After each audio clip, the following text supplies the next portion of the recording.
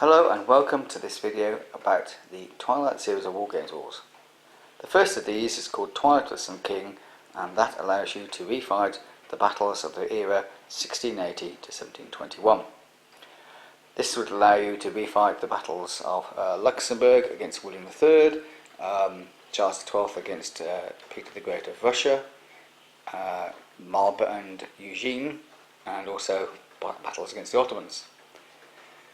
There are 3 scenario books at present currently available, each with around about 10, sometimes more, scenarios in them.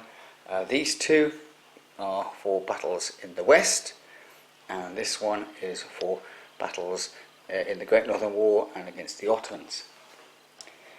The second book in the series is this. It's called Twilight of Divine Right, and this covers the era before the Sun King rules. So it covers the period 1618 to 1660, approximately the era of the English Civil War and 30 Years' War.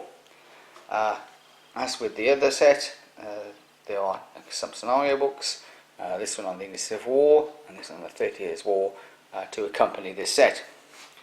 We intend to include more scenario books as time permits, and in addition, shortly there will be a third set out which covers the period after the Sun King rules, so the period of the War of Austrian Succession and the 7 Years' War.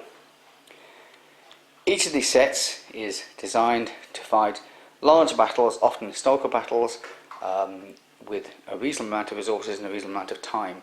So the majority of battles are easily fought on a table 6 foot by 4 foot or less. That's 180 centimetres by 120 centimetres or less, and only the really biggest ones would need a bigger table than this, and possibly 2 players aside or something similar.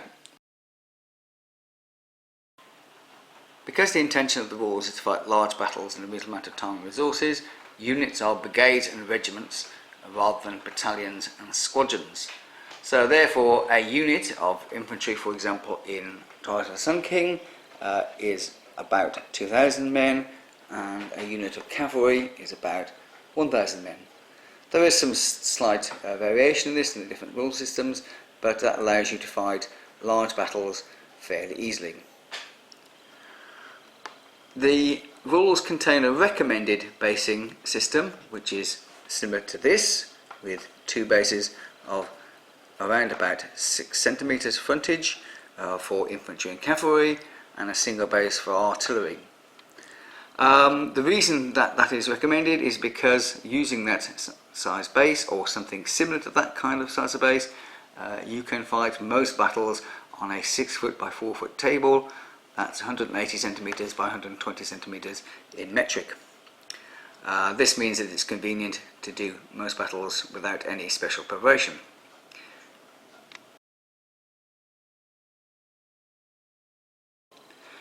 You do not need to use this recommended base size, and in fact you can use any base size that you wish. You can also use any size figures that you wish to, and any number of figures per base. This is because the distances within the game are all based on half of the frontage of a unit.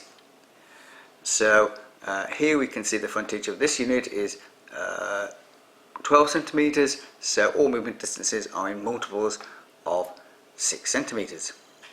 But if we were instead to use these figures, these are Warlord 25, 28 figures, we could use that as the movement distance.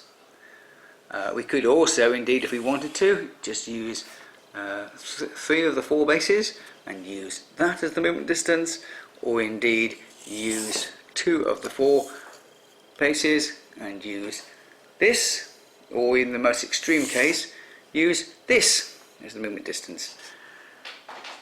You don't even need to use more than 1 base. Some people prefer to use just a single base with all the figures onto it. So these are 6mm Bacchus figures for the 30 Years' War, and these are 10mm Pendragon figures similar to these.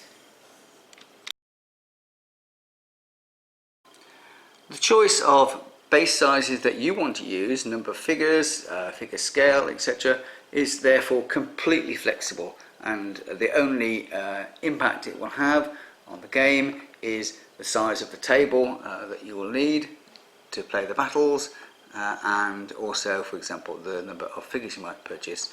So it would be perfectly acceptable to, for example, have just 2 or 3 figures on a base like so, and have multiple bases, or have lots of figures, like for example here, it's been used here for this early tertium. The choice is up to you.